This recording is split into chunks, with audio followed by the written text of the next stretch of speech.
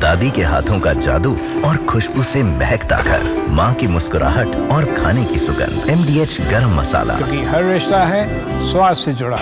Ukraine पर आज भी रूस के हमले जारी हैं। पोर्ट सिटी सुमी में रूस का भीषण अटैक हुआ है। ये देखिए तस्वीरें।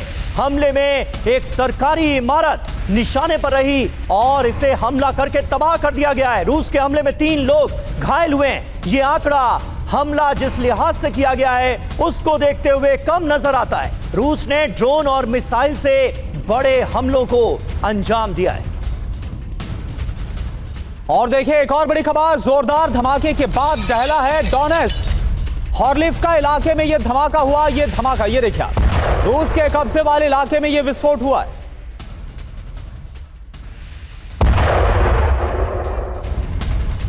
और अहम खबर है खार्किव में रूस के बारूदी प्रहार को लेकर। रूस ने ड्रोन से सैनिक को किया टारगेट। ड्रोन हमले में यूक्रेनी सैनिकों की जान चली गई है। यह तस्वीर आप देखिए, इसमें एक सैनिक को निशाना बनाकर कैसे ड्रोन अटैक किया जाता है जिसमें उसकी जान चली जाती है।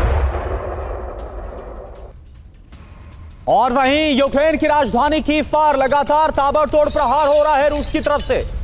रूसी हमले में 2 लोगों की मौत की खबर मिल रही है। कीव में ड्रोन और मिसाइल से अटैक किया गया। यह देखिए आप, रूस के हमले के बाद भारी तबाही।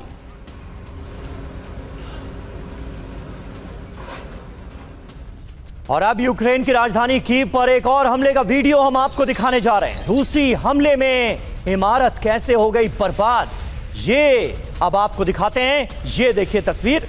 हमले के बाद कीव में इमरजेंसी घोषित कर दी गई। रूस का इस्कैंडर मिसाइल से ये बड़ा हमला था जिसने बड़े पैमाने पर तबाही मचा दी।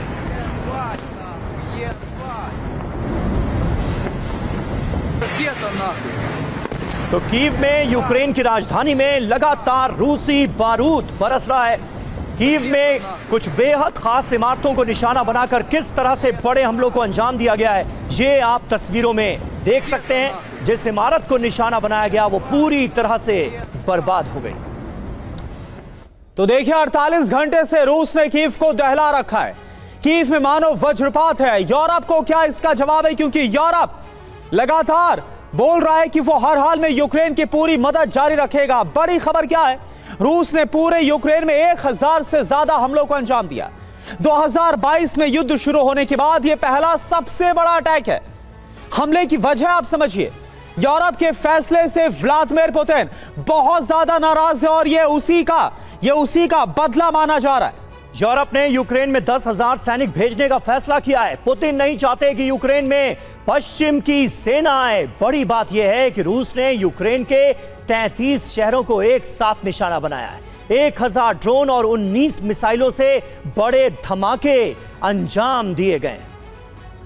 और युद्ध के 1290 दिनों में पहली बार है जब रूस ने यूक्रेन पर ऐसा हमला किया है। यूक्रेन पर ड्रोन हमले का नया रिकॉर्ड बन गया है। रूस ने कीव में यूक्रेन की सबसे अहम और सबसे बड़ी सरकारी इमारत को निशाना बनाया। अब देखिए यूक्रेन की इस इमारत में प्रधानमंत्री का दफ्तर है।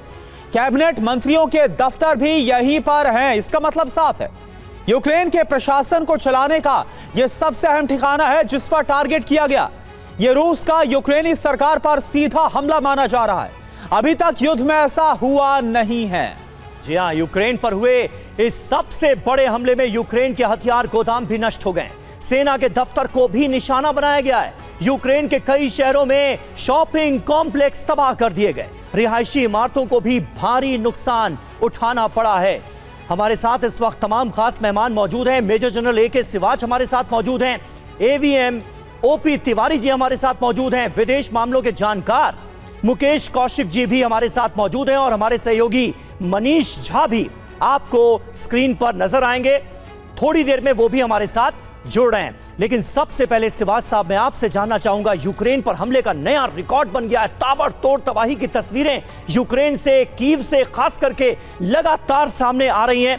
पहले ही TV9 भारतवर्ष ने इस बात के संकेत दिए थे कि चीन से जब व्लादिमीर पुतिन वापस लौटेंगे तो यूक्रेन को बड़े पैमाने पर निशाना बनाया जाएगा और एग्जैक्टली वही हो रहा है। हाँ बिल्कुल, ये बिल्कुल आपने बहुत ही अच्छा एनालिसिस किया है कि अब ये लड़ाई का दायरा बढ़ता जा रहा है। और आप देखेंगे कि समीर ये लड़ाई और तेज होगी और दोनों तरफ से हमले होंगे। अगर आप रूस की तरफ देखें तो वो क्या कर रहा है, पहले रूस जो था ईस्ट यूक्रेन की तरफ ही ज़्यादातर डोनबस के इलाके में जापोरिजिया, खारासोन यहाँ पर हमले कर रहा था। अब वो हमले करता कीव जो कि सेंटर ऑफ ग्रेविटी है, और उसके बाद वेस्टर्न यूक्रेन की तरफ जा रहा है। उड़ीसा जो कि एक प्रकार से इनका बहुत बड़ा पोर्ट है ब्लैक सी में, उसके ऊपर भी टारगेट किया जा रहा है। और कितने हजार ड्रोन एक दिन में, रॉकेट मिसाइल, और जो एक प्रकार आप ये कहें कि गवर्नमेंट की जो सीट ऑफ पावर है उस पर भी हमले हो रहे हैं। तो मुझे लगता है कि अब ये मन बना लिया है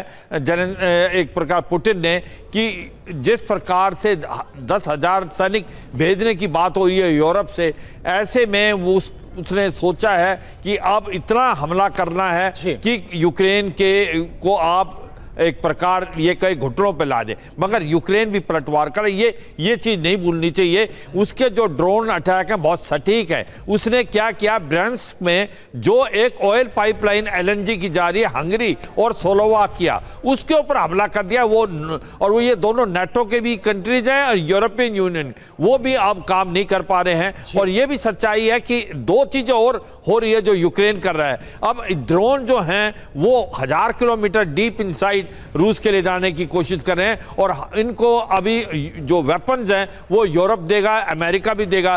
तो मुझे लगता है कि कुल मिलाकर श्रीवास सर, बातचीत का जो रास्ता निकालने की कोशिश की गई थी, ऐसा लग रहा है कि दोनों तरफ, दोनों साइड्स को लग रहा है कि इससे कुछ नहीं होने वाला। एक दूसरे को अपने मिलिट्री माइट, मिलिट्री पावर दिखाने की कोशिश हो रही है। दादी के हाथों का जादू और खुशबू से महकता घर, माँ की मुस्कुराहट और खाने की सुगंध। MDH गरम मसाला, क्योंकि हर रिश्ता है स्वाद से जुड़ा।